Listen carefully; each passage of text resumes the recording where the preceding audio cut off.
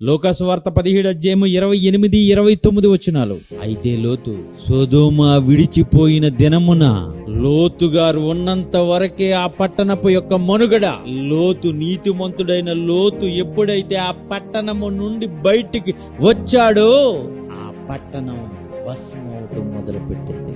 లోతున్నంత సేపు పైనుంచి అగ్ని కూడా రాలేదండి. లోతున్న పట్టణం, లోతే గనక అదే పట్టణంలో ఉంటే ఆ పట్టణం కాలదు, తగలబడదు. గుర్తుపెట్టుకోండి, నీతిమంతులున్నప్పుడే, దేవుని భక్తులు దేశంలో ఉన్నప్పుడే దేశం కాపాడబడతది. ఈ భక్తులే మా దేశంలో ఉండకూడదని మతోన్మాదులు భయంకరమైన మాటలు మాట్లాడుతున్నారు. ఒకవేళ క్రైస్తవులే లేకపోతే, దేవుని నమ్మిన నిజమైన భక్తులే లేకపోతే దేశం చాలా ప్రమాదంలో పడబోతుంది. చాలా ప్రమాదంలో పడబోతుంది. పిల్లరా, భక్తి కలిగిన వారు దేశంలో ఉండాలి.